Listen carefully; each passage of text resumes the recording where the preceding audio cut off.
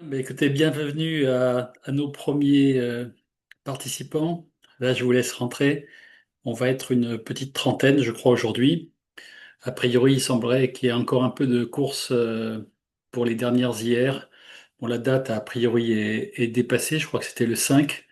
Mais pour les quelques cabinets Agiris qui ont eu des problèmes avec leur outil, je crois que la DGFiP a autorisé, sur demande du Conseil national, une petite prolongation, je crois, jusqu'au 11 juin. Donc, félicitations pour ces quelques jours grattés. Bon, même si ça vous met dans le jus encore quelques jours supplémentaires. Voilà, je vous laisse rentrer tranquillement. On va attaquer cette session avec pour thème principal le kit de déploiement de la facture électronique et donc cette thématique qui va occuper énormément les cabinets cette année, hein, puisque chaque cabinet va avoir plusieurs centaines de dossiers à faire passer, de clients, d'entreprises à faire passer dans le filtre de la facture électronique. Et quand on sait que selon les cabinets, entre 30, 40, voire 50% des clients n'ont même pas forcément un logiciel de facturation aujourd'hui, on mesure quand même l'ampleur du chantier. Hein. Donc, je vous laisse arriver encore un petit instant et puis on va attaquer. Alors, tant que vous arriviez, je vais me mettre en partage d'écran. Alors, on va parler de déploiement de la facture électronique. Je vais simplement aujourd'hui vous faire une petite introduction sur quelques actualités de l'IA, puisque vous avez laissé un peu filer, je imagine, depuis 2 ou 3 mois, ce qui s'est passé sur le marché. Et il y a eu quand même pas mal de choses. Alors, on va pas forcément tomber dans l'énumération de tous les outils qui sont sortis, tous les changements des LLM, parce que c'est un peu fastidieux. Toutes les semaines, il se produit 4-5 actualités importantes de l'histoire. Je vais essayer de retenir quelques éléments qui nous concernent un peu plus. Hein, donc, je vous fais part de quelques ressentis que j'ai sur le sujet. On va parler également de quelques actualités qui vous concernent en particulier et si possible en relation avec l'intelligence artificielle. Et on attaquera justement le déploiement de la facture électronique. Et donc, je vais essayer de vous expliquer comment cet outil que j'ai créé depuis, ça fait bien 2 mois que je travaille sur cet outil-là. C'est loin d'être fini parce que j'ai plein d'idées à vous proposer c'est pour ça que j'ai marqué partie 1. J'ai plein d'idées à vous proposer pour que vous puissiez également vous servir d'agent IA pour déployer plus facilement les choses. Et quand je parle d'agent IA, c'est envoi ou réception d'emails, suivi de tâches, gestion de projet, gestion d'agenda, le callbot, donc le robot d'appel client, enfin beaucoup de choses qui maintenant arrivent à un stade complètement opérationnel, hein, qu'on a mis ou qu'on est en train de mettre en place et qu'on mettra en place dans des cabinets dans les semaines et les mois qui viennent. Et donc, vous allez voir que c'est quand même assez fascinant ce qu'on peut arriver à faire. Donc, quelque part, avec le kit, vous vous payez plusieurs collaborateurs presque gratuitement pour faire un travail qui va quand même vous occuper pendant au moins 3 ans, puisque 2025, 26, 27, hein, jusqu'en au moins en septembre 2027, mais même au-delà, puisque j'imagine que tout le monde ne sera pas forcément 100% prêt à cette date-là. Rien ne dit qu'il n'y aura pas un nouveau report de l'administration. Bref, en fonction de ce qui se passera vraiment sur le terrain et de la réussite de ce déploiement, notamment par le monde des cabinets comptables, mais également par tous les autres intervenants du marché, que ce soit des banques, que ce soit des éditeurs logiciels, que ce soit différentes organisations, et puis la DGFiP, et puis l'ordre, et puis etc. Je pense qu'il n'est pas impossible que les choses durent un peu plus longtemps que ça. Donc, à mon avis, on est même parti pour 3 à 5 ans en étant bien occupé sur le sujet. Pour la petite histoire, la prochaine date est le thème de notre webinaire de vendredi prochain. On reviendra sur la gestion des emails.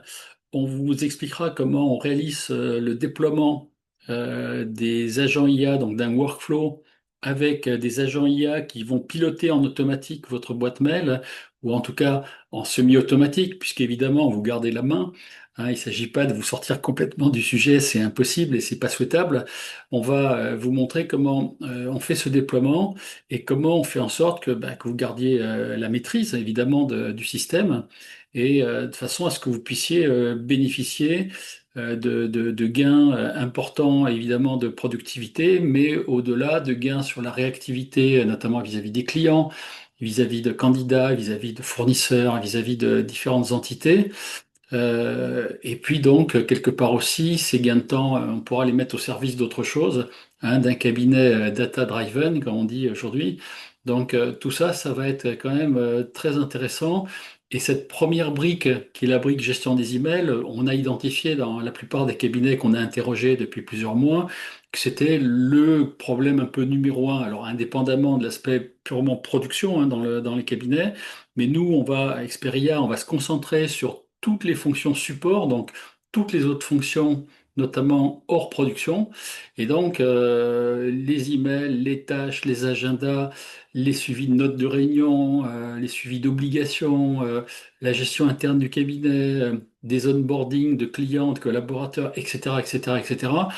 Il va y avoir au moins une bonne dizaine de workflows avec des agents IA très puissants qui vont être interconnectés les uns avec les autres. Et donc, c'est bon, c'est un déploiement assez ambitieux. Évidemment, si vous voulez juste un petit outil web qui vous gère juste votre boîte mail un petit peu mieux, bah, c'est une autre ambition, beaucoup plus simple. Par contre, si vous voulez vraiment que ces agents vous permettent de gagner rapidement 20, 30, 50% de votre temps, hein, j'ose le dire, parce que je pense que ce sera le cas, hein, dans la plupart des cabinets qu'on a interrogés. Rien que la gestion des emails, c'est entre 1 et 3 heures par jour de temps passé pour lire la boîte, y répondre, réfléchir, forwarder les emails à des collaborateurs, etc., etc. Donc c'est vraiment très consistant. Et c'est vrai qu'après, quand on peut suivre les notes de réunion qu'on a avec Teams, Zoom, Meet, quand on peut gérer des tâches, soit les déléguer, soit les garder, mais se les piloter en sachant à quel niveau elles en sont, peut-être en mode Kanban, quand on peut gérer aussi les agendas, quand on peut gérer tout ce qui se passe, tous les flux dans tous les sens, c'est vraiment un gain de temps absolument considérable que chacun peut obtenir. Et je dirais, bon, il est clair que le déploiement dans la plupart des cabinets qu'on suit déjà et qu'on va suivre commence et s'articule forcément toujours au départ avec les experts comptables eux-mêmes, donc avec vous, mais très, très, très souvent, évidemment, dans un second temps, on mettra progressivement des cadres et des collaborateurs dans le circuit, de façon à ce que ce soit l'ensemble du cabinet qui soit déployé avec ces différents outils de productivité, d'accélération, etc., etc. Alors, je voulais vous parler un peu d'actualité IA. Donc, alors, dans les choses qui m'ont un peu marqué, parce que je vous dis, je ne veux pas faire une revue exhaustive, parce que d'abord, elle serait fastidieuse et impossible même. Je voulais garder deux, trois choses qui interpellent un peu. Par exemple, Google, leur LLM Gemini ou Gemini, si on le prononce un peu à l'anglaise, sort des fonctionnalités aujourd'hui qui tentent comme ils disent, de réinventer l'assistant numérique en le personnalisant énormément. Et le personnaliser, ça veut dire que il va pouvoir se connecter, parce que vous l'y autorisez, à vos données personnelles. Et donc, il va pouvoir exploiter vos emails, vos différents documents, vos historiques de recherche, vos vidéos YouTube, toutes vos photos, etc., etc. Tout le matériel qui est géré déjà par Google, si vous l'autorisez, Gemini va être capable de s'en servir pour quasiment être un autre vous-même, hein, et faire un travail extrêmement personnalisé d'assistant en quelque sorte pour vous donner des coups de main un peu partout. Alors nous, on le voit différemment. Hein, avec nos agents IA, on veut être beaucoup, beaucoup, beaucoup moins intrusif parce que là, c'est très intrusif quand même. Hein. Après, voilà, ce sont des choix. Hein. Je vais vous montrer un autre outil là alors je sais pas s'il est encore commercialisé, mais en tout cas, il était présenté dans une sorte de keynote. Voilà, ça va loin, et je pense que l'IA, on en est tous conscients, hein, quelque part, ça peut aller très loin dans la captation des datas, que ce soit des datas professionnelles ou personnelles.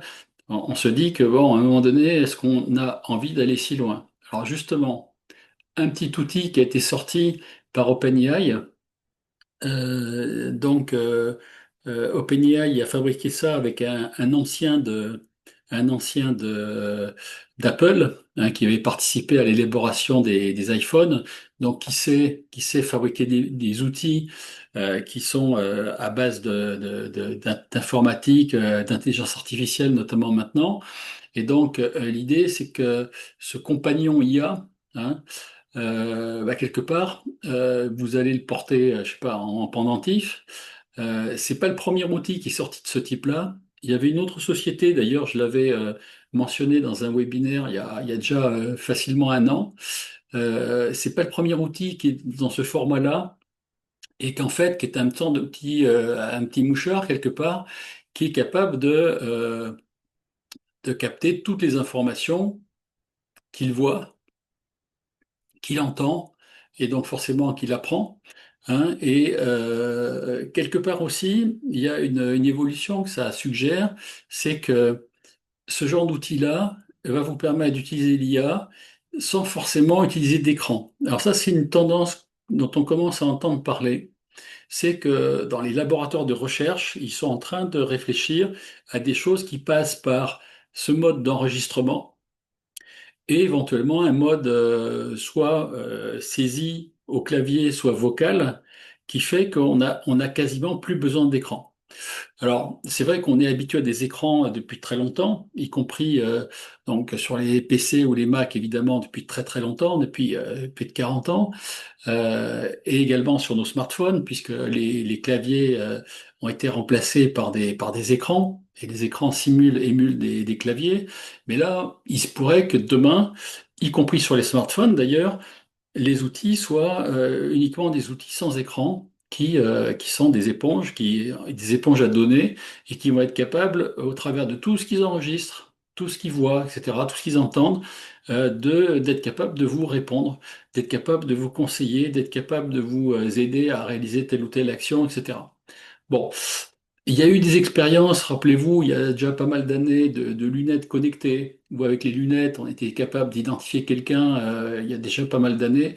Alors, je sais plus si c'était Google ou Apple qui avait fait ça, peut-être les deux d'ailleurs. Je crois que c'était Google le premier qui avait fait ça. Ça a été rejeté, hein, parce que justement, c'était comme il est dit dans le post, trop intrusif, trop dystopique. Mais bon, peut-être à un moment donné, à force, les gens vont finir par accepter que ce genre de petit outil qui est porté sur nous-mêmes, hein, puisse avoir le droit de tout capter.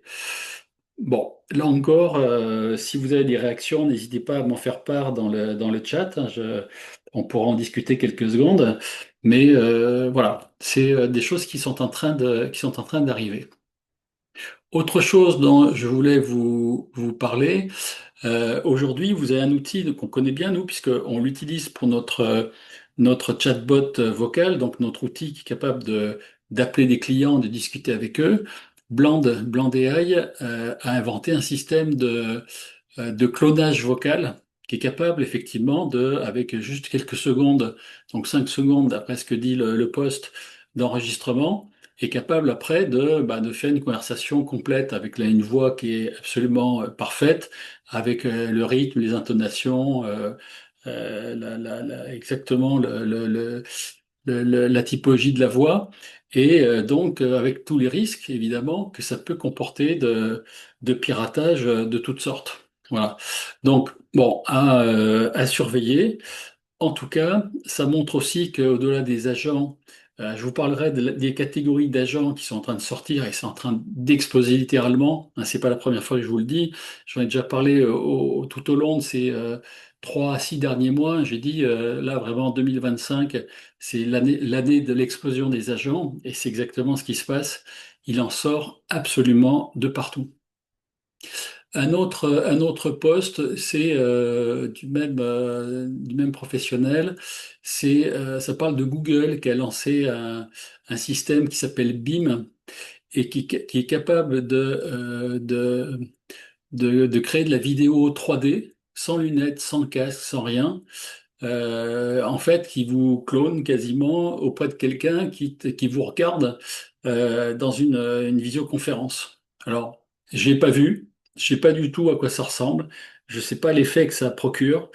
Par contre, là, ça devient encore plus dingue, c'est que on a l'impression que avec ce genre d'écran qui vous sort de la 3D, c'est une impression d'immersion totale, quoi. Et donc, ça peut effectivement, les usages réunion à distance, médecine à distance, formation immersive, etc., appels familiaux, bon, bah, sur la partie personnelle. Bon, apparemment, là aussi, c'est un prototype, hein, c'est pas encore commercialisé, mais c'est encore une autre forme d'outils qui sont en train d'arriver et qui sont en train à nouveau d'émuler la personne humaine en la rendant quasiment réelle, même à distance. Autre chose que j'ai vu, alors ça aussi c'est une petite tendance qu'on entend, qu'on voit, etc., c'est de dire bref, moi je vous ai toujours dit, prompter, hein, apprendre le prompt engineering, c'est un moyen voilà, de maîtriser les LLM, donc les IA génératives, et de savoir les interroger, de savoir le faire bien avec bah, tous les éléments de contexte, de rôle, d'objectif, de contraintes, etc., etc. Hein, vous le savez, il y a toujours 7, 8 parties dans un prompt un peu élaboré. Je veux dire, quand on pose des questions un peu costauds, quoi, qui appellent une réponse assez complète, évidemment, si c'est une question à la Google, bon, c'est beaucoup plus léger. Mais là, en l'occurrence, on commence à dire que finalement, l'IA va être tellement capable que vous n'aurez plus besoin de maîtriser cette technique de prompting. Bon, pourquoi pas? Pourquoi pas? Ça veut dire aussi que ça va simplifier énormément l'usage de l'IA pour plein de gens, hein. Ça nécessitera pas une formation particulière. Ça nécessitera encore moins de réfléchir. Alors ça aussi, c'est un grand débat qu'on voit beaucoup et depuis des mois, voire des années dans les réseaux sociaux. Hein, c'est est-ce qu'à force de plus réfléchir et de donner son travail, sa réflexion, quasiment son cerveau à l'IA, on finit pas par devenir un peu handicapé ou en tout cas fort paresseux par rapport à l'usage de l'outil et en général à l'usage de notre propre cerveau, qui est quand même un outil extraordinaire, mais il semble-t-il dont on se servirait de moins en moins. Hein, il y a déjà des études sur des générations qui sont arrivées tout de suite avec ces outils-là et qui semblent avoir perdu un certain nombre de capacités par rapport à des générations antérieures. Bon, après, il y a des débats un peu philosophiques, bon, c'est à voir, mais en tout cas, il est possible que peut-être un jour, il n'y ait plus besoin de prompt et que votre seule intention, peut-être même, vous le direz plus, l'IA va être capable de lire quelque part si vous avez un boîtier ou une puce greffée quelque part, vous allez lui parler quasiment silencieusement, quoi, si je peux dire. Autre information, alors, je voulais vous parler des familles d'agents. J'ai trouvé un post qui était assez intéressant parce que il parle de 6 catégories d'agents. Donc les agents RAG. Donc la RAG, en fait, c'est quelque chose qui s'appuie généralement sur des bases de données, souvent vectorielles, et qui permettent d'interroger sur la base d'une data qui est fraîche, puisqu'elle est dans une base de données vivante. Hein, c'est pas juste un référentiel avec des documents PDF. Voilà, les agents RAG, c'est souvent du chatbot, hein, quelque part, hein, qui permet voilà, d'accéder à des connaissances, de poser des questions, d'avoir des réponses, de rebondir, etc. Un peu comme le fait un prompt dans ChatGPT ou dans un autre LLM aujourd'hui, sauf qu'avec une RAG, on a de la data extrêmement précise, qui peut être de la data d'ailleurs interne dans le cabinet. Donc ça, c'est quand même assez intéressant d'avoir ce type d'agent. Et l'agent, vous vous rappelez, hein, c'est au-delà des assistants. Donc il y a les prompts, les assistants IA, et puis quand on monte dans la hiérarchie, il y a les agents qui commencent à devenir autonomes et qui commencent à prendre des décisions, à réaliser des actions et tout ça. D'accord? Bon, c'est vrai qu'au début, quand on imaginait ça, il y a encore un an et demi, 2 ans en arrière, ça semblait de la science-fiction, ça marchait pas, hein. Il y avait eu des premiers agents qui étaient sortis, bon, ça fonctionnait pas. Et c'était toujours un peu inquiétant, parce que tant qu'on l'a pas vraiment pratiqué, c'est un peu inquiétant. Aujourd'hui, nous, on baigne dans ces agents, puisqu'on en crée actuellement, et notamment pour cette gestion d'email qui est sortie là maintenant. Et donc, bon, petit à petit, voilà, on apprend à apprivoiser ce genre d'outils, ça devient un peu moins impressionnant. Donc, ces agents RAG, c'est une catégorie. Après, des agents d'automatisation de flux de travaux, je crois que j'ai un schéma après qui explique un petit peu la façon de monter en puissance dans les agents, hein, en partant de purs agents d'automatisation et en allant sur des agents autonomes qui vont très loin avec de l'IA, etc. Bon, agent d'automatisation, ben voilà, ça peut être des étapes comme ça très déterministes qu'on a mis au point. Et puis à un moment donné, on peut les rendre beaucoup plus probabilistes. Donc on insère dans un workflow avec des agents qui étaient au départ un peu des sortes de systèmes experts, comme le fait un logiciel de compta, par exemple. On insère de l'IA et donc des briques un peu probabilistes qui vont être capables de faire des calculs, d'aller chercher des infos, de prendre des décisions, etc., de réaliser des actions. Ça passe au niveau au-dessus. Les agents de codage, ben, c'est pour fabriquer du code informatique, hein. Donc, si vous avez besoin de créer du code Python pour faire, je sais pas, des petits outils de scrapping ou d'autres choses, ou du JavaScript ou ben, voilà, un LLM, je pense qu'il y en a des plus doués que d'autres. ChatGPT est plutôt assez doué. Il y a Claude 4 maintenant qui est vraiment très très bon. Voilà, il y a différents LLM qui ont des capacités en codage qui sont quand même très intéressantes. Et après, il y a des outils qui sont fabriqués pour faire du code, soit faire des outils SaaS, soit faire des pages web, soit faire des applications mobiles, etc., etc. Donc, il y a des outils comme Cursor, comme Windsurf, bon, il y a quelques noms qui sont cités là, mais il y en a beaucoup, qui sont parfaitement capables de vous aider à créer une application informatique quasiment sans aucun savoir-faire en codage. Bon, et on a de belles interfaces. Certains peuvent même aller à gérer la base de données de data qui est derrière, de relier le tout et de vous sortir quasiment l'outil clé en main. Ça veut dire qu'on est au stade où, avec un prompt un peu spécifique, parfois très simple, on peut arriver à lancer une appli spécialisée comme Cursor. Alors, c'est pas la plus simple, hein, quand même, Cursor. Il y en a des plus faciles comme Bolt ou d'autres, mais ces applications sont capables de, avec une simple phrase, un prompt, de vous fabriquer quelque chose. Et quelque chose quand même d'assez assez impressionnant, c'est assez chouette. Voilà. Alors le problème, c'est qu'après, quand vous avez lancé ce truc-là, que ça vous a fabriqué un outil, quel qu'il soit, une page web ou je sais pas, un module en SaaS ou quoi, si jamais ça bug, là, quand on n'est pas du tout codeur et tout ça, quand on n'a pas de logique, ça devient très compliqué à remettre à plat et à faire fonctionner. Et là, on va reperdre beaucoup de temps derrière parce qu'on n'avait pas forcément les bases, les fondamentaux pour faire du codage. Donc, pour l'instant, bon, je dirais, soit c'est un peu compliqué comme Cursor, il faut quand même avoir des bases en développement, en codage, soit il y a des outils qui sont plus simples, qui font tout, sauf que quand ça marche pas, bah, vous êtes un peu planté avec le truc, quoi, aujourd'hui. Après, il y a des agents qui sont basés sur des outils, par exemple, des agents comme Clay pour faire du marketing, par exemple, hein, pour cibler des prospects, etc. Bon, ça, c'est quand même très intéressant aussi. Ces gens-là vont se nourrir de d'autres outils pour faire le travail. Quelque part, c'est un peu aussi ce qu'on fait nous avec N8N, puisque notre outil de création d'agents IA, c'est N8N, hein, qui fait des workflows avec au cœur des agents IA, un ou plusieurs agents IA. C'est un peu le principe. On va chercher des ressources à droite et à gauche, on va chercher de la mémoire, on va chercher des LLM, on va chercher des outils, etc., qui sont souvent vos outils à vous, hein, aujourd'hui, des outils Microsoft, des outils Google ou d'autres, et ça pourrait être des outils de production même. Et donc, derrière ça, les agents vont dynamiser tout le truc. Après, il y a des agents d'utilisation de l'ordinateur. Alors, ça veut dire quoi? Ça veut dire que, bah, quelque part, c'est plus ou moins de la RPA, on va dire, ou des agents qui vont être capables de lire votre écran, pour se servir de cette information-là, pour cliquer sur des boutons, pour se promener dans des menus, dans des écrans, etc. Donc ça aussi, ça existe, hein. La RPA est très utilisée, notamment pour la production, dans les outils de production, pour simuler, émuler le travail humain dans un logiciel et réaliser la même chose qu'un être humain, en souvent beaucoup plus vite et beaucoup moins cher en coût de revient. Et puis les agents vocaux, je les ai évoqués tout à l'heure. Les agents vocaux, c'est des sortes de callbots. Donc c'est Vapi, c'est Bland.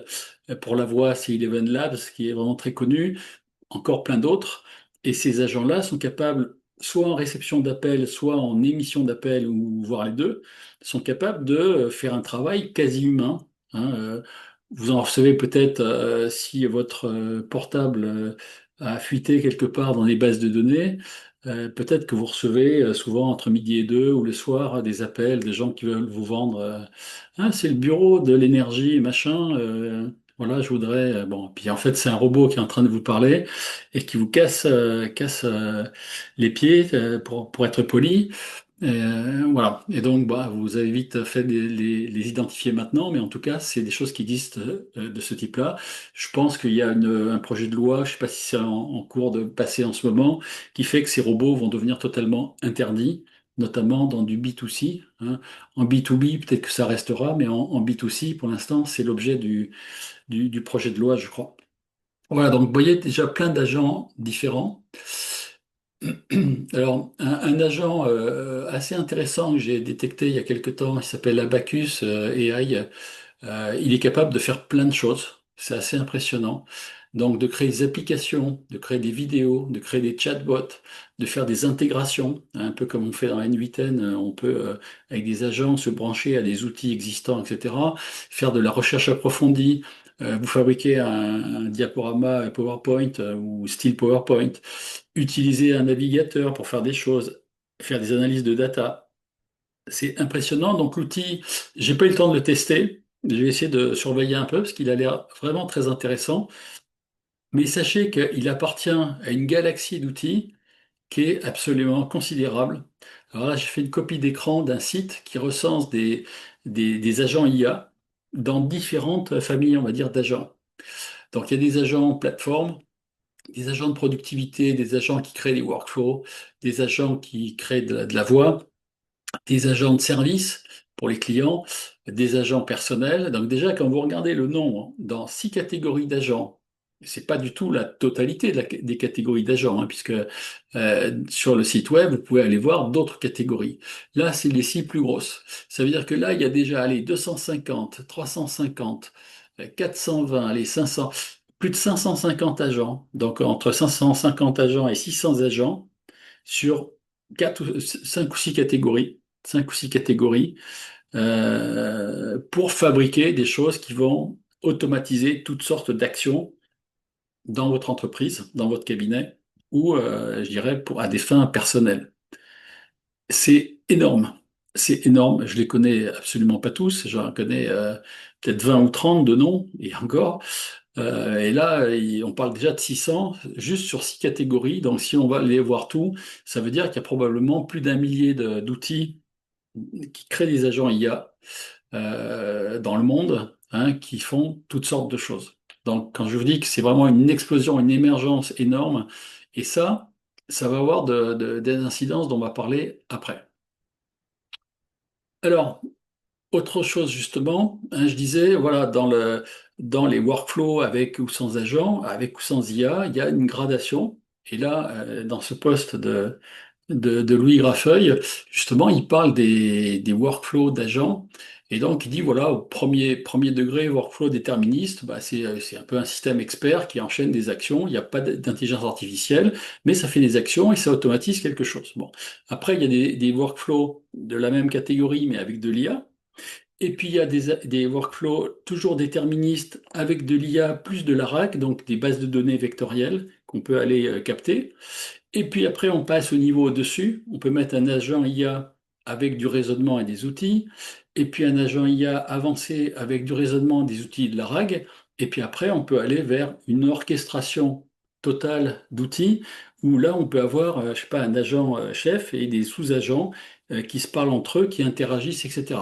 Je vous avais déjà évoqué là aussi ce genre d'évolution il y a déjà plusieurs mois, hein, ça fait même sûrement plus de 6 mois ou de 9 mois que j'en ai déjà parlé.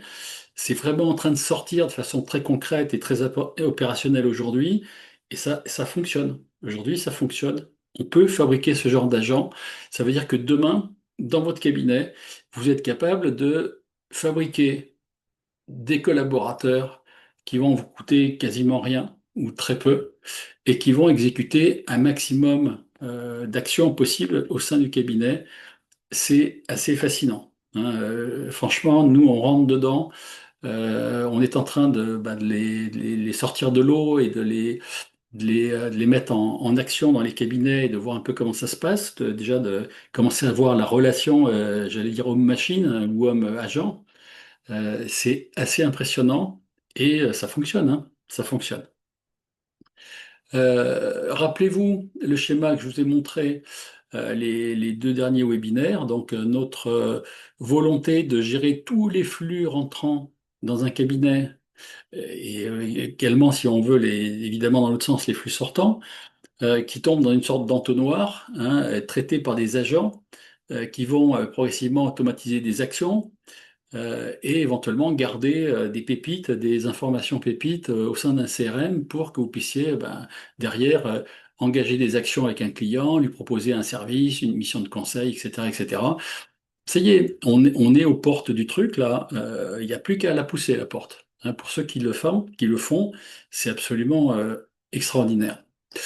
Voilà une dizaine de workflows différents, hein, aujourd'hui qu'on est en train de construire. Donc les emails, on a commencé par là, et puis on va tourner dans le sens des aiguilles d'une montre, notes de rendez-vous, tâches, obligations, agenda, les onboarding, la création de contenu, les KPIs, donc les indicateurs de mesure. Et puis si on veut, on peut aller sur même de la vente, hein, au-delà du marketing, ça peut être de la vente, puisqu'on peut passer des appels aux clients, passer des appels si un jour vous souhaitiez le faire à des leads, à des prospects.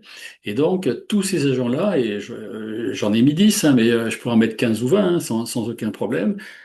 Tout ça, ça y est, c'est à portée de la main. D'ici quelques mois, je pense qu'avant la fin de l'année 2025, il y aura des cabinets qui auront des outils comme ça, des agents IA, sur toutes les fonctions du cabinet, y compris sur la fonction production, et on va en parler d'ailleurs avec les éditeurs de la profession. C'est absolument extraordinaire et c'est absolument en train d'arriver aussi. Voilà, donc si vous vous lamentez de la pénurie de collaborateurs, je pense, et je l'ai annoncé là aussi il y a déjà plus de 6 mois, c'est le début de la fin de cette pénurie. Parce qu'à un moment donné, vous allez pouvoir remplacer ce que j'appellerais des petites mains par des agents IA sans aucun problème.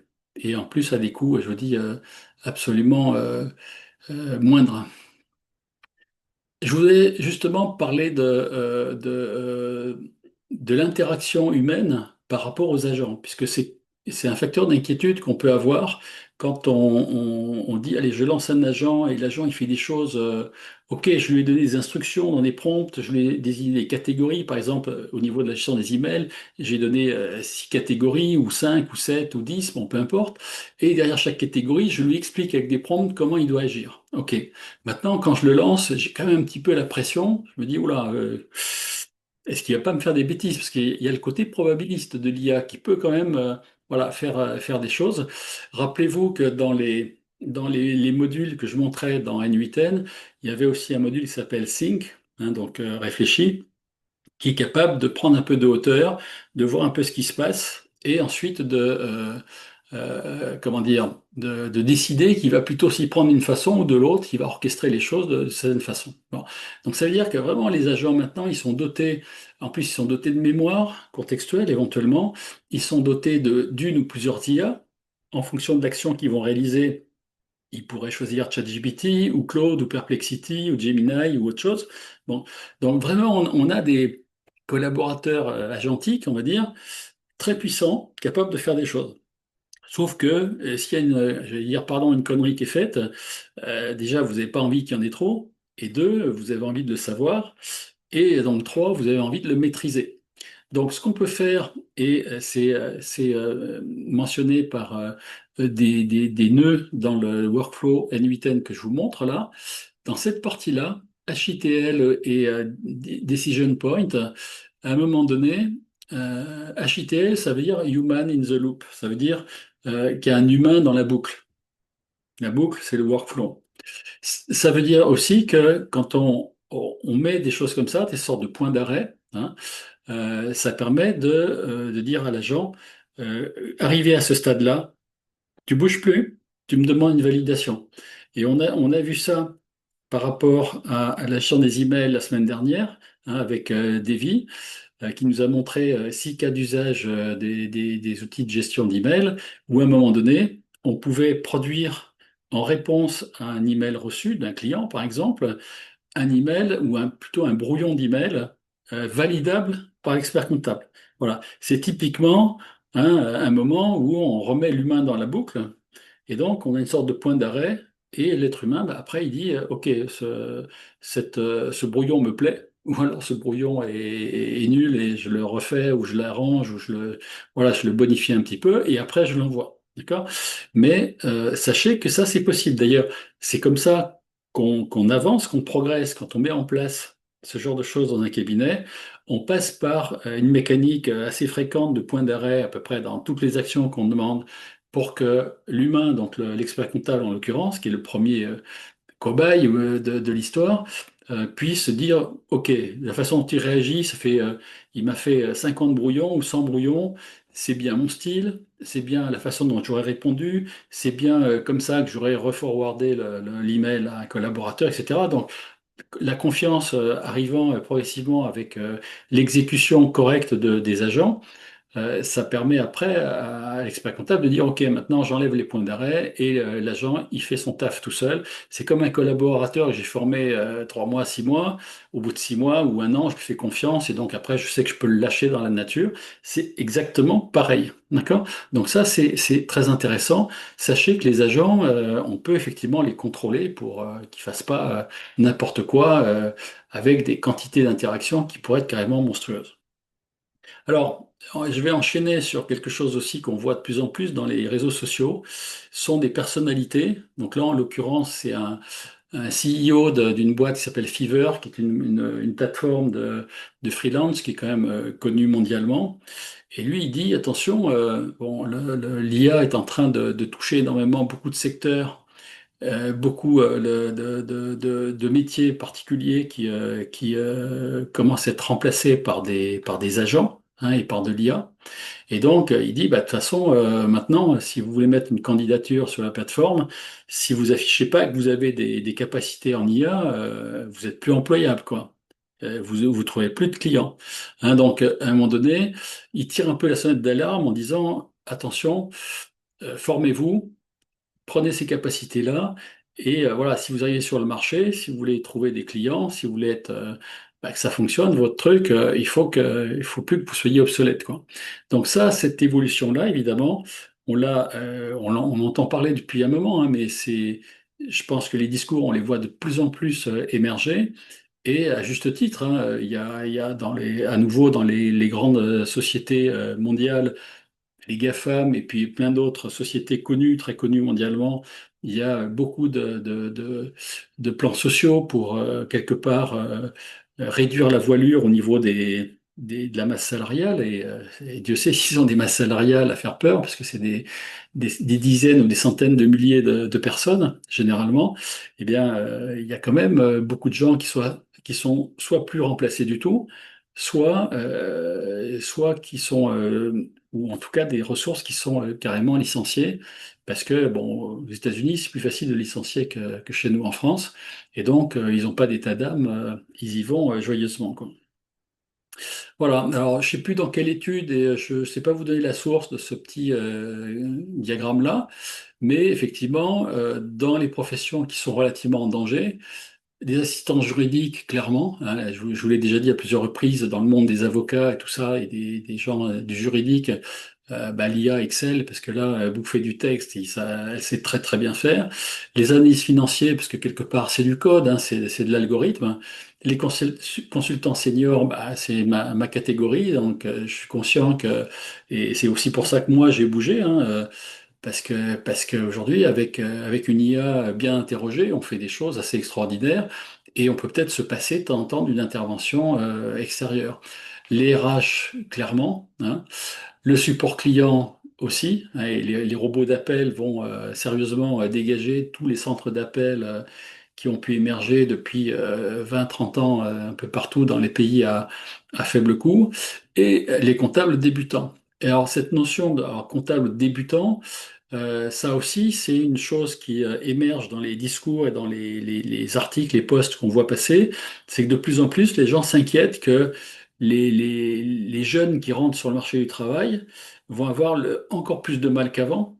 Enfin, je dis pas qu'ils avaient pas de mal jusqu'à présent, mais ça risque d'augmenter maintenant. Ils auront encore plus de mal à rentrer sur des choses qui sont complètement automatisées, complètement agentisées, j'allais dire. Et donc, ça va devenir un vrai problème parce que peut-être que je dirais la force RH des entreprises va vieillir progressivement et qu'on laissera plus leur chance aux jeunes parce qu'on dira, bah ouais, de toute façon, moi, je peux faire ça avec un agent, ça me coûte 100 balles par mois. Pourquoi prendre quelqu'un à 3 4 5 000 euros chargés pour faire finalement à peu près la même chose, quoi. Bon, alors je dis pas que, encore une fois, c'est tout à fait 100% la réalité de ce qui se passe aujourd'hui, mais c'est une évolution qu'il faut commencer à envisager parce que c'est la réalité de ce qu'on commence à voir dans les grosses boîtes et dans certains secteurs d'activité. Alors justement, puisqu'on parle secteur d'activité, on va venir un peu chez vous, hein. Alors il y a eu une nouvelle acquisition par le groupe Visma, hein, qui a racheté Quanta. Bon, vous irez voir hein, ce que fait cet éditeur, mais bon, c'est l'écosystème Quanta sur la Contatech, et c'est un rachat de facilement une dizaine de sociétés, sachant qu'en plus, hein, je vous l'avais dit, les actionnaires de Visma, donc les fonds britanniques actionnaires de Visma, en plus ont pris le contrôle de Microsoft. Donc, si on prend l'écosystème Visma plus ses actionnaires, ça veut dire que ça fait quand même un gros paquet de sociétés qui sont rentrées dans ce groupe. Et voilà, c'est une vraie force de frappe. En plus, il y a en parallèle de Silver Lake avec Cegid Silae, avec Penny Lane de l'autre côté, avec Time d'un autre côté, bon, qui reste franco-française. Puis après, on a tous les éditeurs conventionnels du marché. Mais voilà, ça continue et c'est pas prêt de s'arrêter. Alors justement, puisque je parlais de Visma, la société Incom, hein, qui est rentrée dans le groupe Visma, annonce, ça fait plusieurs semaines hein, qu'ils annoncent ça, et là, je crois que c'est le deuxième article qu'ils ont produit dans Compta Online sur Agentix. Alors Agentix, j'ai pu avoir un petit peu d'informations, mais on ne peut rien voir pour l'instant, hein. Je pense que ça sera montré probablement au Congrès, à mon avis pas avant. En fait, l'idée, c'est de permettre au cabinet de créer des agents IA dans des outils de production, sur des datas de production, à l'intérieur de la gamme des outils de production, et pas seulement Income, mais également les autres sociétés de l'écosystème Visma. Voilà. Pour l'instant, rien n'est visible, mais ça viendra. Donc, ça prouve que cette entrée des agents, et même d'agents programmable, personnalisable par chaque cabinet, est en train d'arriver. C'est pas seulement une plateforme qui vous donne des fonctionnalités un petit peu à base d'IA, comme on a souvent déjà dans les logiciels, mais là, ça va plus loin, puisque là, des agents, ça vous laisse plus de possibilités de personnalisation. Ça, c'est en train d'arriver. À mon avis, je serais pas étonné qu'on ait des choses équivalentes un jour qui viennent dans d'autres gammes. Pour l'instant, je crois que c'est pas trop le cas, hein. Quand il y a de l'IA dans les outils comme Sage, comme Penny comme Time, etc., bah, c'est l'éditeur qui a fait le boulot, hein, qui a fait développer ça. Et voilà, vous avez des fonctionnalités qui vous sont données, mais voilà, vous avez ça et c'est tout. Là, je trouve que ça va encore à un niveau supérieur. Donc, vous lirez l'article, hein, si vous voulez, il est assez intéressant. Il fait suite, puisqu'il y a un lien là, ainsi que nous l'évoquions dans une précédente tribune. Donc, ça, c'était l'article d'avant, qui datait de, je sais plus, de mois de mars ou février. Voilà, Agentix. Bon, à suivre, ça peut être intéressant. On reste dans la profession. Euh, un, un fait, voilà, Indy qui a emporté la décision face au Conseil régional Auvergne-Rhône-Alpes par rapport au monopole, hein, bon, qui a réussi, enfin, qui fait passer ses outils, sa plateforme, qui fabrique finalement de la compta, hein, avec des outils informatiques et probablement aussi de l'IA maintenant au cœur de ces outils-là. A priori, ils ont gagné. Voilà, donc quelque part, ça ronge un peu à l'os la prérogative d'exercice de la profession comptable. Et voilà, ça, quelque part, la conclusion de ça, c'est quand même stratégiquement parlant, les automatisations vont rentrer partout, hein, les fameux robots, soit des agents, soit de la RPA, vont rentrer partout. Et à un moment donné, bah, ça sera plus forcément, parce qu'effectivement, l'ordonnance de 45, hein, je sais pas si on en est, je crois qu'on en est encore là-dessus. Bah, évidemment, quand vous avez 80 ans qui sont passés au milieu, avec la techno qui avance à une vitesse folle, ça remet en cause énormément de choses. Voilà, donc ça, c'est quand même à considérer. Et surtout la conclusion, hein, se dire, bon, attention, maintenant, se protéger ou lutter contre l'exercice illégal, ok, c'est bien. Peut-être que ça ralentira un peu cette concurrence, mais en attendant, il faut surtout maintenant offrir autre chose que des obligations légales. Alors, notre ami Vincent, voilà, il fait une belle promo dans un post LinkedIn d'un cahier qu'on a fabriqué avec tout un groupe notamment d'experts comptables, mais pas que. Donc voilà, je fais partie de l'aventure et il y a une deuxième année là, qui va ressortir. On va justement parler des agents IA, hein.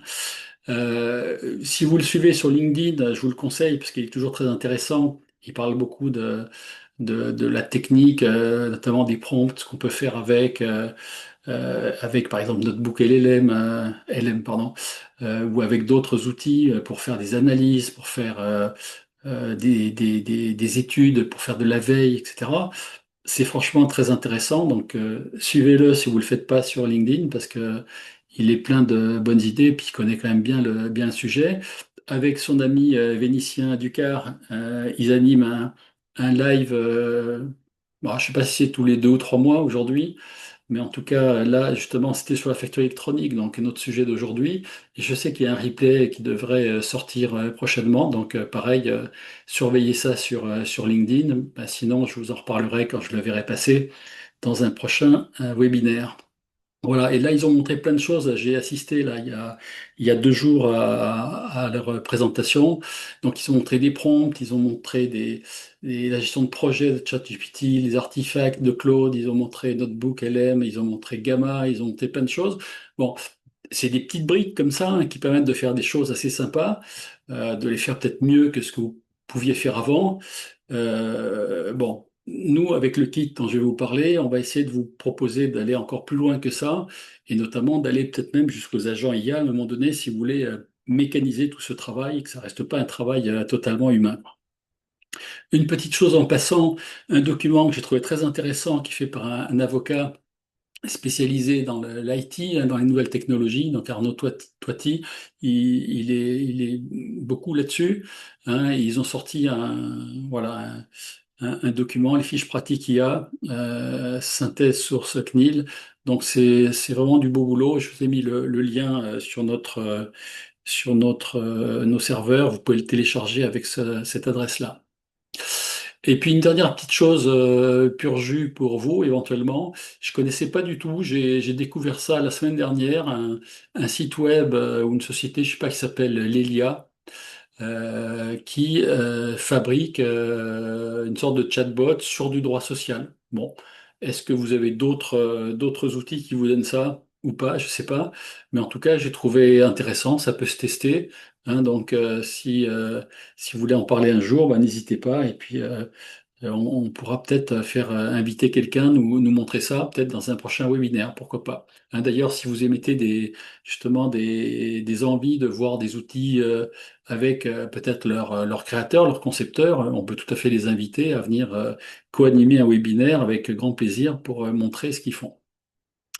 Voilà, alors on attaque maintenant le kit Smart Facturia. hein. Donc notre ambition, c'est de énormément diviser le temps de déploiement. Donc là, alors avant de l'attaquer, je voulais juste vous montrer un petit dessin que j'ai bien aimé, là, que j'ai trouvé sur LinkedIn. Parce que c'est un peu ce que je vis moi dans mes missions IA dans les cabinets et notamment dans les cabinets un peu structurés à partir de 50 et plus en nombre de personnel, c'est que souvent on a trop tendance à prendre l'IA par le volet technologique pur, mais à pas suffisamment avoir une vision au niveau des dirigeants pour voilà, donner une vision pour renforcer un discours plutôt rassurant, pour aider à l'adoption, etc. Donc on a une grande rivière à passer et le pont, effectivement, ce sont les dirigeants. Et à la sortie, c'est vrai que le côté humain est souvent peut-être un peu malmené, ou en tout cas, on n'arrive pas suffisamment, à mon sens, une fois qu'on a même lancé une action de promotion de ces outils de l'intelligence artificielle en général et de certains outils en particulier, ben, il ne faut pas laisser passer 6 mois de période fiscale par-dessus en n'y touchant plus, en laissant les gens baquer avec leurs trucs, et puis on sait qu'ils vont le poser de côté et pas s'en servir. Donc, ou alors ils vont s'en servir, mais pas tout à fait comme vous le souhaiteriez. Donc, faites attention à ça, à mon avis. Hein, je pense il faut vraiment que cette vision et un suivi permanent, toute l'année, sans faille, des travaux, comme une gestion de projet soit menée et pas seulement par une personne peut-être un peu technicienne. Hein, dans un gros cabinet, ce serait une sorte de DSI, mais un DSI, c'est pas forcément quelqu'un qui est le plus approprié pour être le chef de projet, on va dire, de ce projet IA. C'est presque plus les gens de la RH. Alors évidemment, ils n'ont pas le côté techno, hein, mais je pense qu'il faut, voilà, il faut équilibrer tout ça.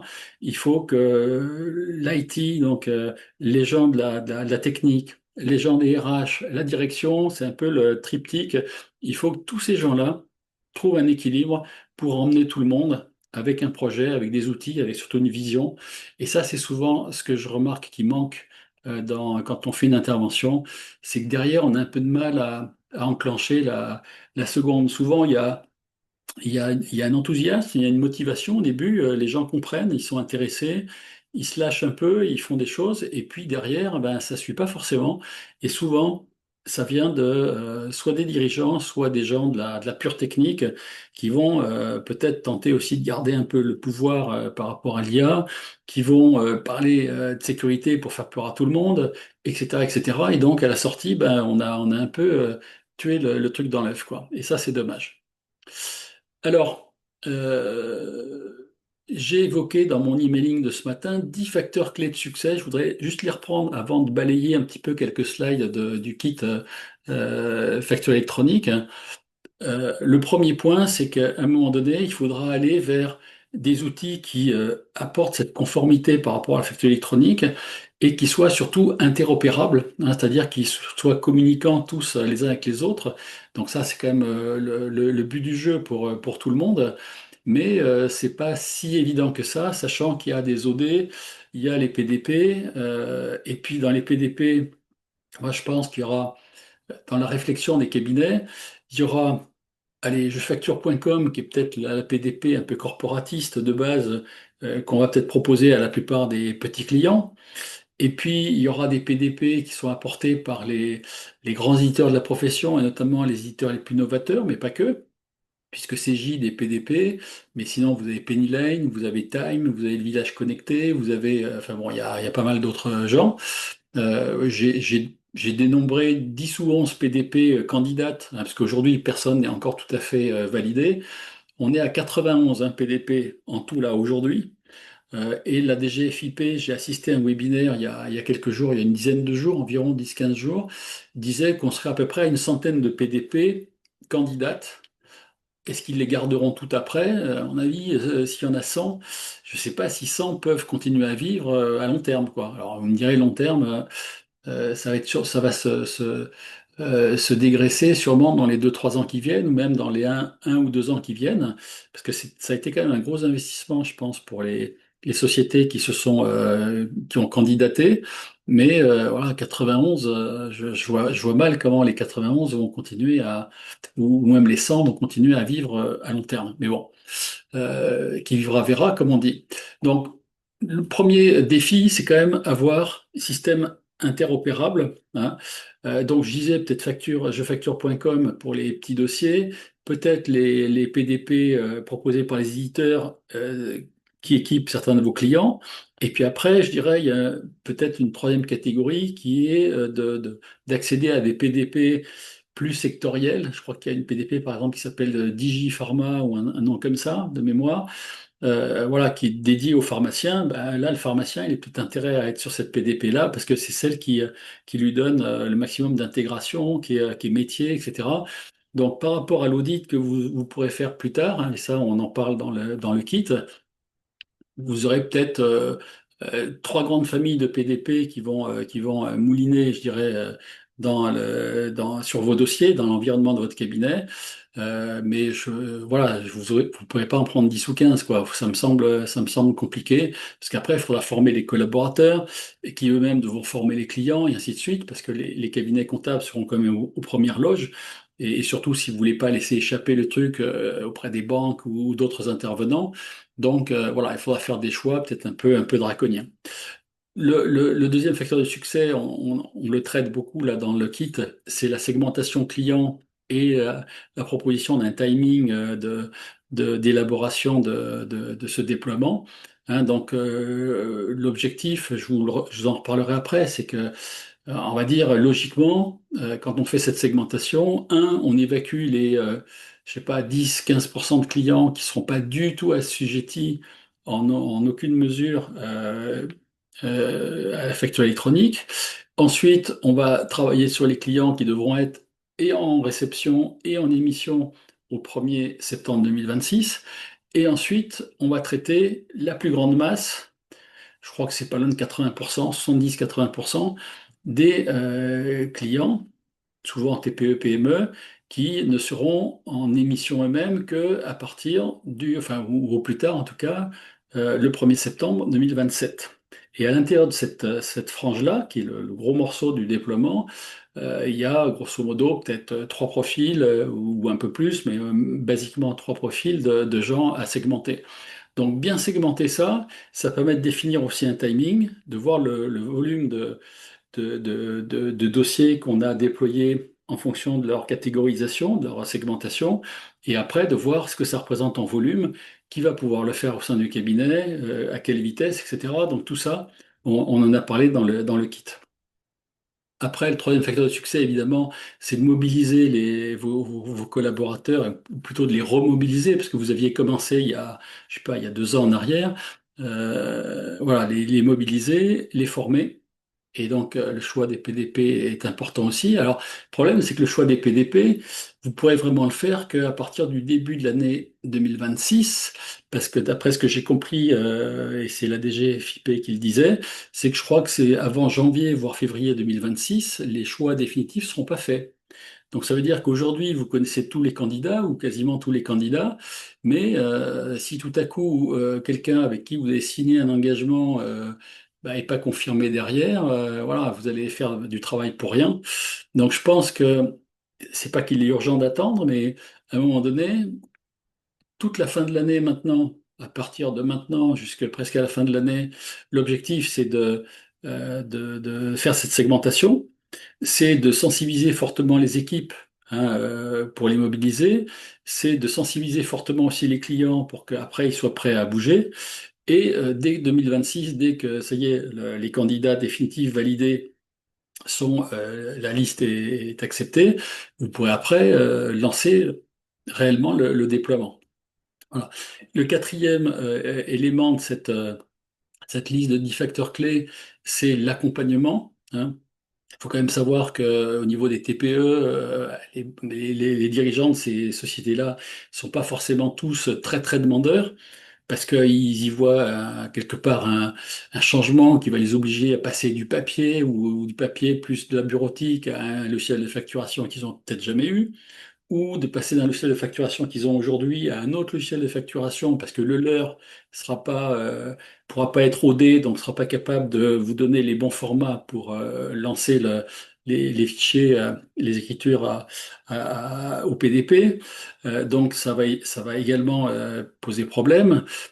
Tout ça, il va falloir quand même l'expliquer un petit peu, hein, et donc il y aura peut-être des petites missions d'accompagnement en plus, déjà un maximum de communication en amont et une proposition d'accompagnement en fonction de l'appétence ou pas des clients. Là aussi, on a parlé de tout ça en termes de timing dans le kit pour que vous puissiez prendre les choses un petit peu par étapes, logiques et avancer. Donc là, je dirais, si j'insiste sur les finalités, premier point, c'est garantir qu'on a un flux numérique qui est nickel, sans ressaisie, sans erreur, sans problème. Il faut que le format fasse vraiment partie des trois formats qui sont acceptés, donc UBL, C2I et FactureX. Deuxième point, c'est lisser la charge, hein, et sécuriser la migration pour faire migrer tout le monde à bonne date, etc. Et dire aux gens qui ne sont pas concernés, vous n'êtes pas concernés, donc pour vous, pas de souci. C'est préparer, je dirais, la phase qui va faire progresser les collaborateurs d'un temps de saisie non négligeable à un temps de plutôt pilotage et de conseil dans le futur. Et c'est d'éviter d'avoir des petits dossiers qui font un peu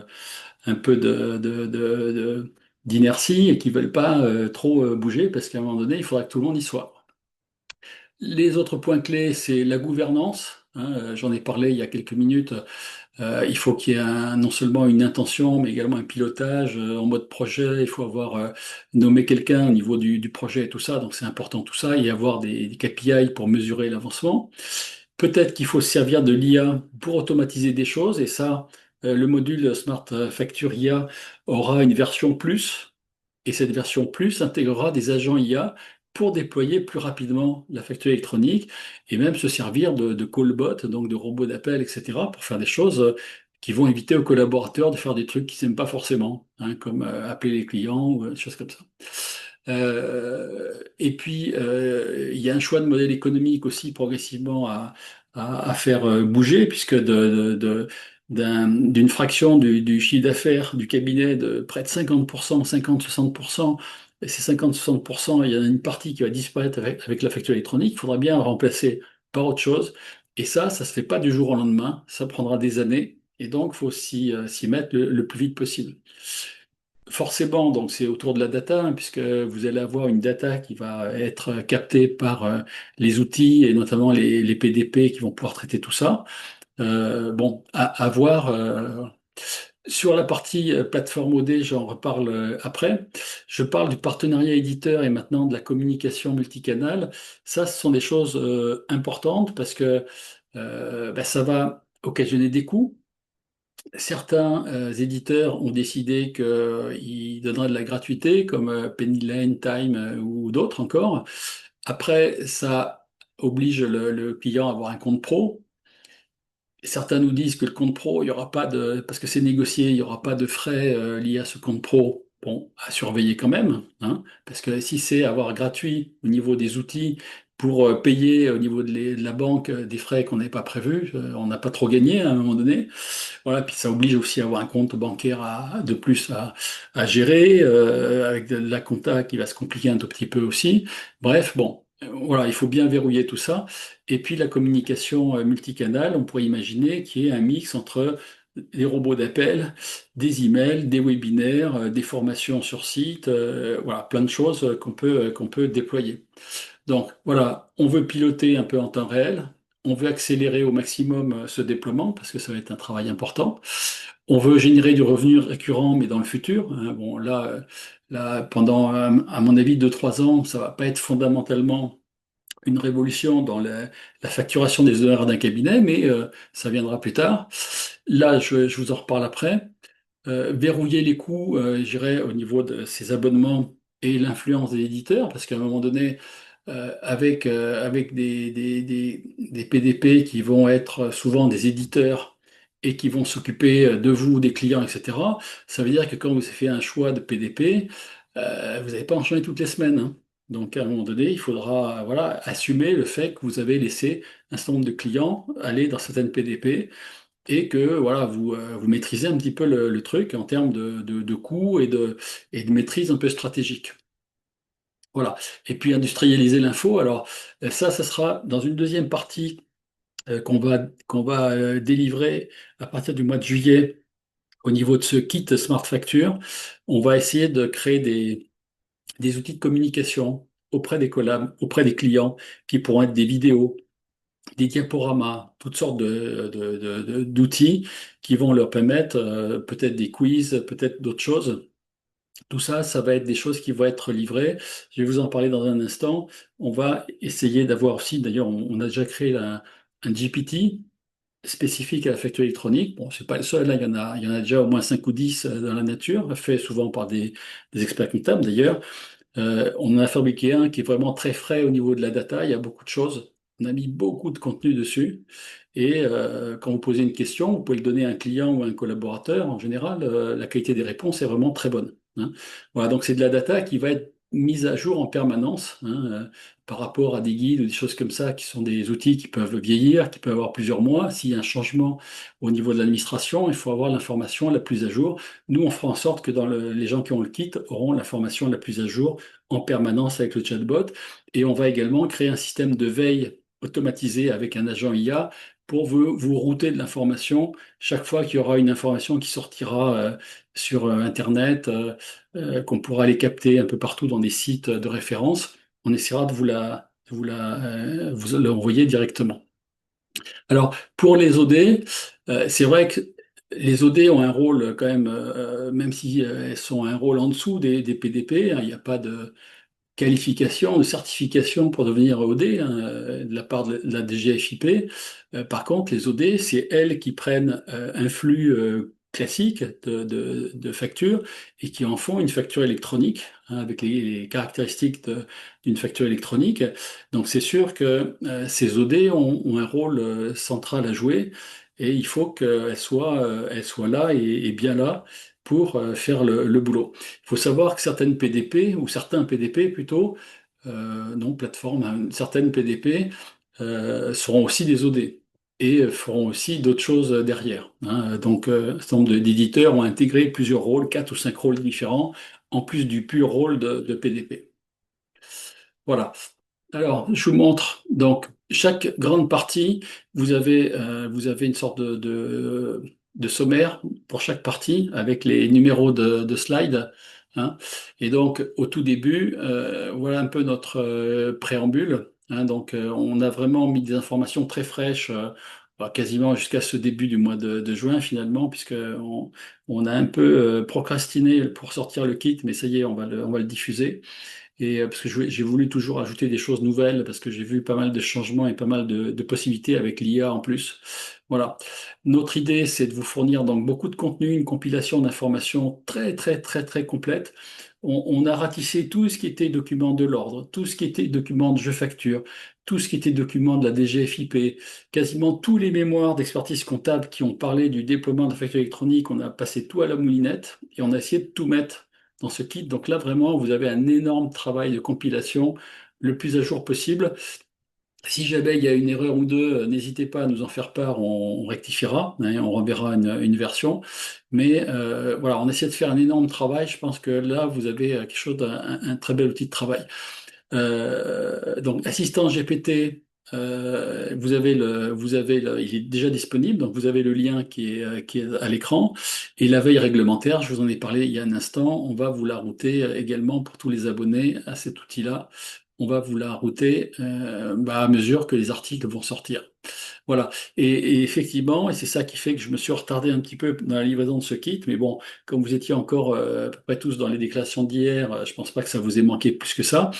On va essayer d'injecter, on aura des idées qui arriveront aussi au fil du temps, injecter des prompts, la fonctionnalité de tâches planifiées de ChatGPT, des assistants GPT, des automatisations de toutes sortes, hein, des agents IA.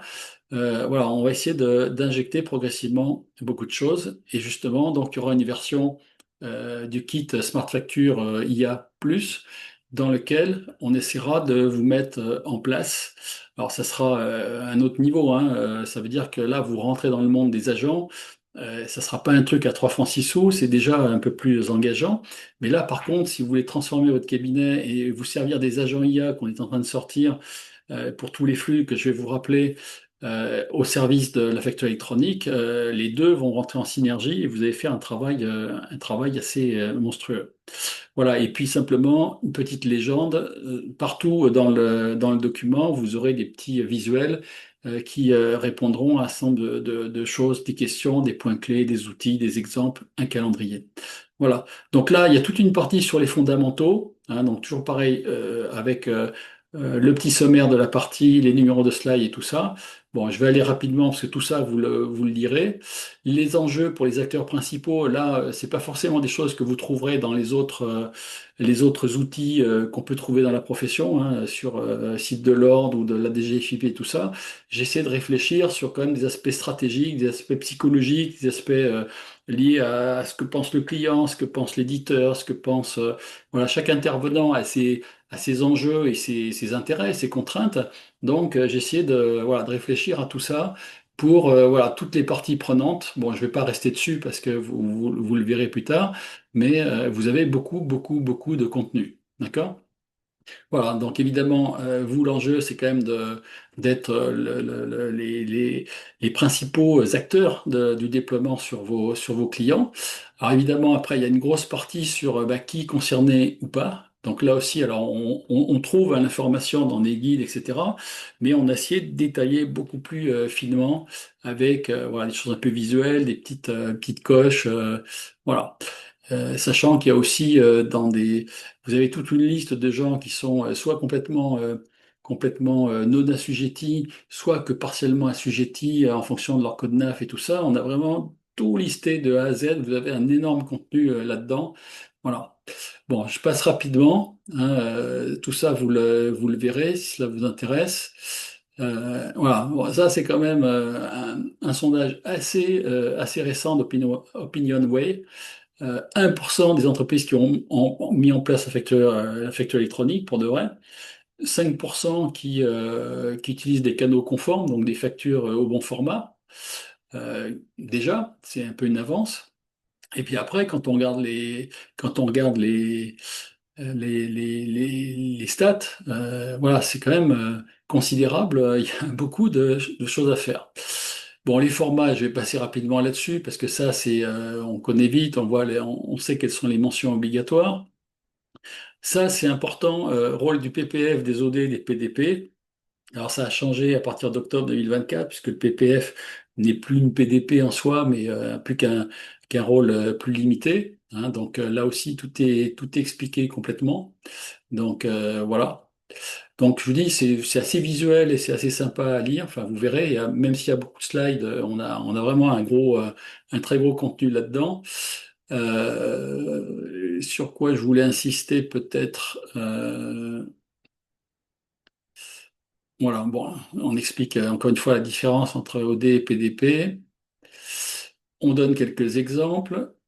Ben, est-ce qu'une entreprise peut avoir plusieurs PDP? Ben oui, mais il faut voir un peu si ça a du sens et voilà, et dans quel cas c'est inutile ou risqué, et dans quel cas ça peut être intéressant de faire ça, hein, d'avoir une sorte de client multi-PDP sans que ça soit la pagaille. Voilà. Il y a une feuille de questions-réponses qui ont été posées lors de ce webinaire du 22 mai, donc c'est pas, vous voyez, c'est pas vieux. On l'a consolidé. Alors, j'ai pas mis le fichier Excel, mais sachez qu'il y a un fichier Excel avec je crois qu'il y avait 80 questions vraiment qui étaient intéressantes parce qu'elles balayaient toutes les questions que peuvent se poser potentiellement vos clients et même vous parfois, donc et vos collaborateurs. Donc ça, vous l'aurez dans ce fichier Excel. Voilà. Ensuite, les principales préoccupations, notamment pour vous, experts comptables. Donc là, j'ai essayé d'identifier aussi ces différentes préoccupations. Voilà, donc stratégique et réglementaire, opérationnel, lié à la relation client, économique, etc. Euh, je mets également à disposition un modèle de code de déontologie hein, par rapport à la recommandation d'un outil. Bon, sachant que évidemment, vous allez probablement essayer d'orienter. au mieux les clients pour que ça soit pas la pagaille au sein du cabinet, c'est-à-dire que peut-être, comme je vous l'ai dit, un certain nombre de petits dossiers sur facture.com, d'autres sur les éditeurs qui sont vos éditeurs clés. C'est sûr que si le client arrive avec une PDP et un éditeur qui est pas chez vous, qui est pas du tout maîtrisé par le cabinet, ça va vous poser des problèmes. Et puis après, ben, évidemment, les clients, les sociétés qui ont besoin de PDP hyper sectorisés parce que ça le mérite, ben, vous serez quand même peut-être obligé de, si vous avez un certain nombre de clients dans ces secteurs d'activité-là, peut-être effectivement d'en passer par cette connaissance-là. Voilà, donc on explique beaucoup de choses. Voilà, déploiement opérationnel, là aussi. Alors il y a une partie, vous voyez, on va jusqu'à une diapo 135 pour le calendrier de déploiement. Et après, il y a des choses qui vont être livrables d'ici fin juillet maximum, avec notamment des livrables pour former les collabs. Donc ça peut être des questions de diagnostic, petites vidéos, je vais y arriver, des petits quiz, voilà, plein de choses pour que ça soit un peu ludique aussi, que ce soit sympa. Pareil pour les clients, hein, vidéo, etc. Et puis des préconisations pour faire du webinaire, pour faire de la visioconférence, pour faire plein de choses. Et si possible, peut-être aussi pour utiliser des agents, hein, on en parlera. Voilà, donc je vais passer rapidement. Il y a des études qui ont été faites avec plein de questions. Voilà, notre méthode, c'est ça, hein, j'en ai parlé tout à l'heure, hein. On élimine d'abord les gens absolument pas concernés par le truc. Et puis ensuite, on voit tous les clients qui doivent être en full facture électronique avant le 1er septembre 2026. Puis après, on priorise tous les autres en les segmentant également. Voilà, donc là, il y a beaucoup de choses ici. Ici, alors très intéressant ici, vous avez la liste de codes NAF qui sont non assujettis.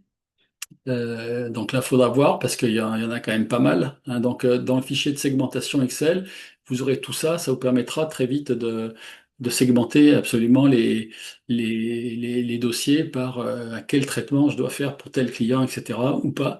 Voilà, ça va vous aider énormément. Voilà. Et puis après, bah voilà, comment on priorise d'abord ceux qui doivent être en déploiement total le 1er septembre, et puis après ceux qui devront être en déploiement par étape. Donc on s'est même amusé à faire une petite estimation sur un cabinet de 400 dossiers. Bon, un cabinet de peut-être 10, 15 personnes.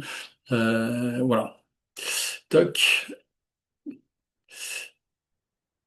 Voilà. Bon, donc il faut quand même se dire que le gros morceau, c'est a priori les gens qui sont en émission, enfin pardon, en réception septembre 2026 et en émission en septembre 2027. Hein, c'est le gros morceau de la phase critique. Sauf qu'il ne faut pas attendre le mois de juillet 2027 pour s'en occuper, parce que là, vous n'allez pas y arriver.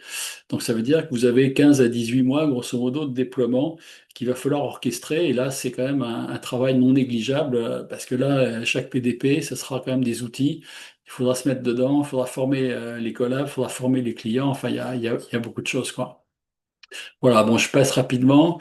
Voilà, donc cette feuille Google Sheet, alors pourquoi Google Sheet? Pourquoi pas Excel? Bah, de toute façon, on vous la livre comme ça, hein, avec un lien de partage. Si vous voulez l'enregistrer pour en faire un fichier Excel, vous pouvez le faire. L'avantage d'une Google Sheet, c'est que vous pouvez éventuellement vous la mettre vous sur un serveur et donc la partager plus facilement pour une collecte d'abord collaborateur. Donc déjà, extraction de data de votre base de données centrale. Deux, collecte complémentaire par les collaborateurs. Et trois, collecte éventuellement pour avoir par exemple des noms d'outils de gestion d'achat, d'outils de gestion de caisse, etc. Enfin, avoir les informations qui vous manquent sur des volumes, etc., sur différentes choses que seuls les clients pourraient vous donner. Vous allez pouvoir injecter ça dans une feuille, donc soit partagée au sein du cabinet pour les collaborateurs, soit des formulaires, hein, puisqu'il y aura aussi peut-être dans le matériel qu'on va vous donner des Google Forms pour que vous puissiez, ou Tally, ou d'autres outils de déploiement de formulaires gratuits. Vous pourrez faire des choses quand même sympas pour que chaque client puisse vous compléter quelques informations, que peut-être le robot d'appel puisse relancer le client s'il n'a pas répondu ou s'il a oublié de répondre à trois questions. Le robot, il serait capable de lui lister les trois questions, hein. C'est assez impressionnant. Si vous voulez avoir des volumes d'écriture, d'achat, de vente et tout ça, on a créé un anonymiseur dans nos outils Xperia, dans le Pack Tools. Et donc, ça veut dire qu'avec cet anonymiseur, vous pouvez donc anonymiser un FEC et lui poser des questions en disant donne-moi le volume d'écriture d'achat, d'écriture de vente et d'écriture de banque, et il va tout vous sortir. Moi, je l'ai fait à plusieurs reprises, ça marche nickel. Donc, encore une fois, pensez que les gens ne sont pas obligés de se gratter la tête pour trouver l'information. On va essayer de vous donner là aussi moyen d'aller beaucoup plus vite à fabriquer tout ça. Voilà. Alors les solutions technologiques, voilà, on a fait des comparatifs entre les PDP et les OD. On vous met un tableau de stratégie. On vous explique des idées de coûts un petit peu partout.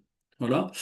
Et vous aurez une liste. Alors je l'ai pas mis là dans mon diaporama là, pour l'instant, mais vous aurez la liste alors, aujourd'hui 91 PDP. Hein, il y en aura peut-être une centaine d'après ce que disait la DGFiP. Et surtout, je me suis efforcé de vous donner une liste qui peut correspondre au segment que vous avez analysé de l'autre côté.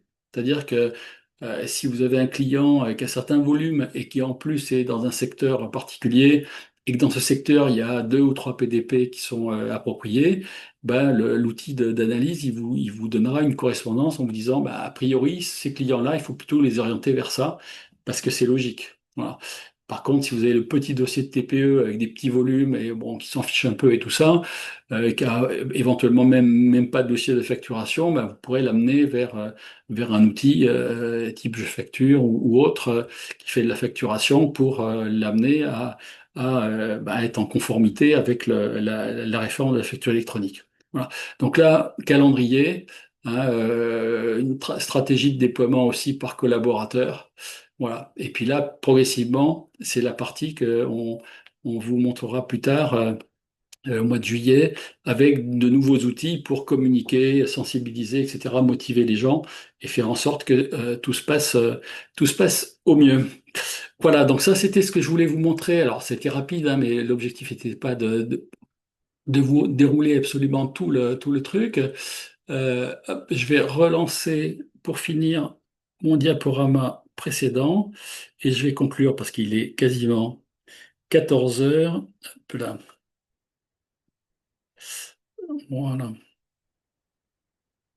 Alors, je vous rappelle notre séminaire du mois de juillet à Paris, à côté de Montparnasse. Il reste plus beaucoup de place, il faut vous dépêcher.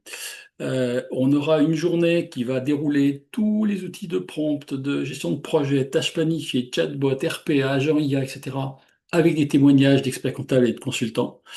Elle va peut-être déborder sur la journée 2 un petit peu parce qu'il y a beaucoup de contenu et beaucoup de témoignages.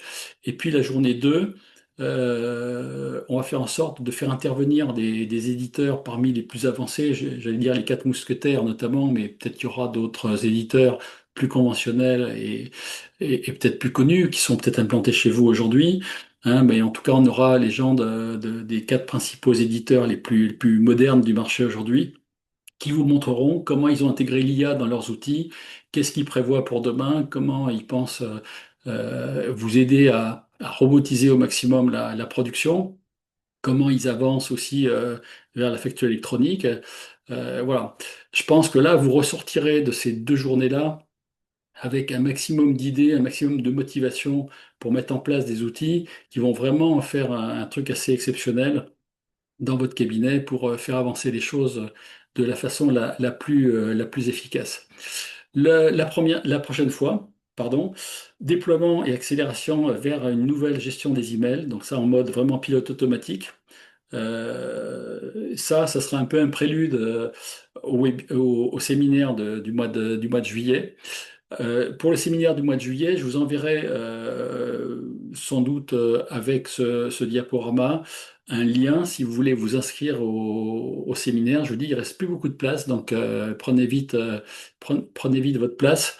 Mais là, je commencerai à vous montrer un petit peu comment ça se passe. Hein. On verra ça peut-être avec éventuellement des témoins si je peux en faire venir de façon à ce que vous compreniez un petit peu comment les choses se vivent sur une gestion de boîte mail qui évite d'avoir une boîte mail surchargée de milliers d'emails non lus, non traités, qui vous prennent un temps fou parce que vous y passez une fois, deux fois, trois fois, vous revenez, vous cherchez un mail que vous avez perdu, etc. Enfin, c'est un enfer total. Bah là, il y aura plus d'enfer. C'est presque la stratégie inbox zéro, donc boîte de réception sans rien. Les agents vont dynamiser énormément tout ça, vont répondre beaucoup plus vite aux clients, vont transférer à vos collaborateurs. Vous allez voir que le travail va se faire quasiment en pilote automatique avec vos emails et que ça va vous donner un soulagement et un gain de productivité absolument colossal dans votre agenda de tous les jours, de tous les jours. Voilà, à mon avis, c'est au moins une heure et demie gagnée tous les jours. Voilà. Je vous rappelle des liens hein, pour rentrer sur la plateforme juste en mode gratuit éventuellement, ou si vous voulez avoir le Pack Tools avec, puisqu'aujourd'hui, on a Pilot Guard, donc l'outil qui fabrique des tableaux de bord et complètement commenté avec la vidéo, si on veut. On a l'anonymiseur, on a le robot hier, on a, enfin bon, on a plusieurs choses. On a le robot, bon, ça sera un peu pour un peu plus tard. On a le robot, comment dire, j'oublie le nom, Avid CFE. On va avoir plein d'autres robots qui vont arriver. L'anonymiseur, il va être sympa parce que vous allez pouvoir injecter des fakes, les anonymiser et après les envoyer dans ChatGPT avec des prompts spécifiques pour sortir les analyses. Donc tout ça, ça sera complètement chaîné. Ça pourra même venir de Pilot Guard. Vous prendrez les fakes que vous avez utilisés pour vos tableaux de bord, vous les amènerez dans l'anonymiseur. Ça sera sorti en fichier euh, texte anonymisé et vous pourrez les envoyer automatiquement et tout ça dans la même passe et vous pourrez avoir le résultat via le choix d'un prompt spécifique pour sortir un rapport éventuellement commenté, complet, sur, par exemple, toute l'analyse d'un FEC de l'année avec son évolution par rapport à N plus 1 et tout ça. Ça peut totalement compléter, en plus détaillé éventuellement, ce que vous avez déjà de base dans Pilot Guard. D'accord? Donc ce pack tools, il se construit et il commence à devenir assez conséquent. Il y aura plein de robots nouveaux de scrapping qui vont arriver. Il y a toute cette gestion, tous ces workflows agentisés avec des agents IA qui vont arriver sur la gestion des emails, notes de suivi de réunion, gestion des tâches, gestion de l'agenda, onboarding des clients, des collaborateurs, gestion interne du cabinet, commercial, création de contenu pour communiquer sur LinkedIn, sur YouTube et même de vidéos, vente, peut-être contact de prospects, vente. On ira peut-être un jour jusqu'à la lettre de mission et au-delà. Hein. Donc, tout ça, ça va être complètement mécanisé par des agents. Et vraiment, l'expert comptable qui veut avoir une vie cool et qui veut vraiment se faire aider par l'IA, ça y est, on y est vraiment. Moi, ça fait 2 ans que j'en rêve. Ça fait 2 ans qu'on y travaille, 2 ans et demi même qu'on y travaille. Et là, ça y est, on est aux portes du truc. Je vous dis, ça commence à être prêt. Voilà. Pour ceux qui veulent encore rentrer dans le kit Smart Facture, bien évidemment, je vous en ai parlé, il est présent là, vous avez le lien.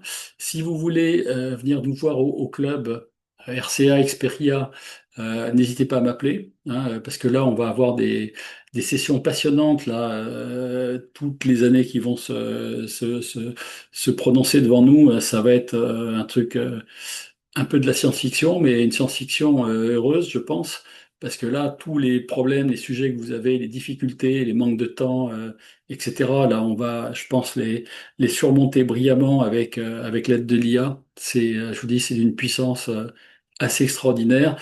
Et si vous faites partie des cabinets qui sont plutôt avancés, plutôt leaders, vous allez faire une énorme différence avec les autres parce que beaucoup de cabinets n'ont pas du tout bougé aujourd'hui. Vous, vous faites l'effort de venir à ces webinaires et vous êtes souvent assez fidèles. Hein. Je vois la liste des inscrits. Il y a plusieurs dizaines de fidèles qui sont là pratiquement à tous les webinaires. Maintenant, il faut faire le pas, quoi. Il faut y aller vraiment, hein, pas seulement écouter, prendre des idées, puis se dire, bah, je verrai un jour. Là, maintenant, c'est l'heure, quoi. Là, on est au mois de juin. Vous avez fait le plus dur de la période fiscale et des déclarations d'hier. Bon, si vous avez un peu de CAC, vous avez encore un peu de boulot. Bon, le juridique, il va se faire dans un coin. Je pense que c'est le bon moment pour lancer des choses. Attendez pas le mois de novembre ou de décembre pour prendre des décisions, parce que là, il manque du temps, quoi. Après, c'est trop court. Hein. Voilà. Allez, ben, écoutez, je vous souhaite un excellent week-end. Chez nous, c'est pas très beau, on a même un peu de pluie.